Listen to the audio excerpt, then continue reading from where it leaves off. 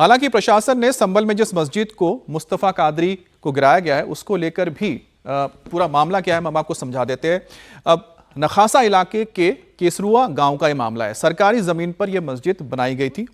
अब करीब 1200 वर्ग मीटर ज़मीन पर यह मस्जिद बनाई गई थी। ये ज़मीन किसकी थी? ये ज़मीन कब्रिस्तान की थी। आप जानते हैं सरकारी ज़मीन है। अब सरकारी ज़मीन में अवैध तरीके से करीब 1200 वर्ग मीटर ज़मीन पर यह मस्जिद बना दी गई थी जो कि अवैध था। अब इसको लेकर कानूनी कार्रवाई हुई। कानूनी कार्रवाई होने के बाद ही एक्शन लिया गया है, लेकिन आरोप लगाए जा रहे हैं प्रशासन के ऊपर।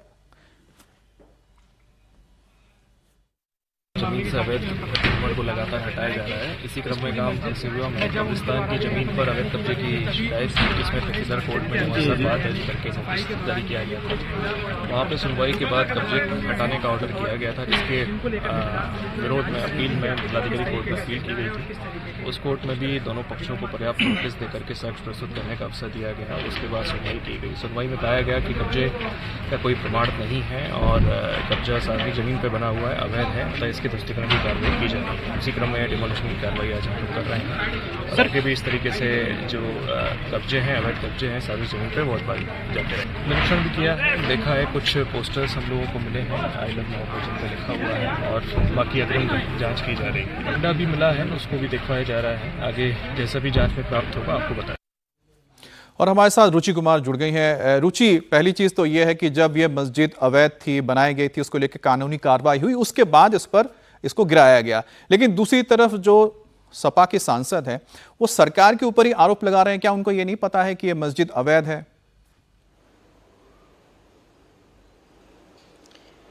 अगर देखिए प्रशासन की बात अगर हम माने तो प्रशासन ये बराबर कह रहा है कि ये पूरा मामला, ये पूरा विवाद पिछले काफ़ी दिनों से हमें चल रहा था और बार बार जो मस्जिद कमेटी है उसको नोटिस दिया जा रहा था कि अगर आपके पास आपके मस्जिद के कागज़ मौजूद हैं, ज़मीन पर आपका मालिकाना हक है, तो वो कागज़ आप प्रशासन पुलिस के सामने पेश कीजिए।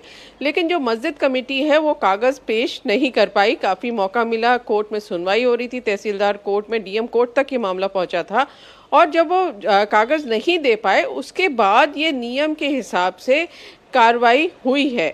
अब क्योंकि वो मस्जिद थी, वो गिर गई थी, तो आप समझ सकते हैं कि इसमें सियासत भी है और ये सियासत की वजह से ही सवाल उठाए जा रहे हैं। क्योंकि अगर मस्जिद पक्ष के पास ज़मीन के कागज़ थे तो उनको कागज़ अपने प्रशासन को देने चाहिए। अच्छा रुचि, जियाउर रहमान वर्क जहां पर कह रहे हैं कि मस्जिद को शहीद कर दिया गया है, दूसरी तरफ पुलिस के हाथ कुछ पोस्टर लगे हैं। आप जानते हैं कि वो ऐसे पोस्टर हैं जिसको लेकर पिछले दिनों हमने देखा था, विवाद भी हुआ था, समाज के अंदर एक द्वेष पैदा हो रहा था।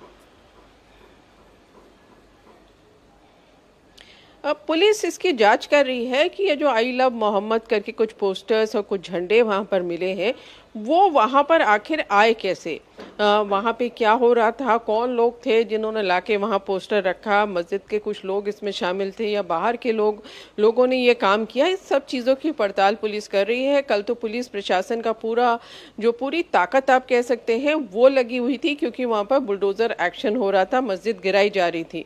तो लॉ एंड ऑर्डर ठीक रखना, गाँव में किसी तरह की दिक्कत ना हो, पूरा ध्यान उस पर था। आसपास आज भी फोर्स वहाँ तैनात है कि किसी तरह से कानून व्यवस्था खराब ना हो। लेकिन पुलिस का कहना है कि इसकी जांच साथ साथ की जा रही है कि आखिर ये जो पोस्टर है, ये जो झंडा है, ये मस्जिद के अंदर आया तो आया कैसे और इसका मकसद क्या था, वहाँ पर क्या हो रहा था, ये सब जानने की कोशिश पुलिस अभी कर रही है। लेकिन फिलहाल कोई बड़ी जानकारी पुलिस के हाथ नहीं लगी है। अमित, ठीक है, बहुत बहुत धन्यवाद आपका ये जानकारी देने के लिए।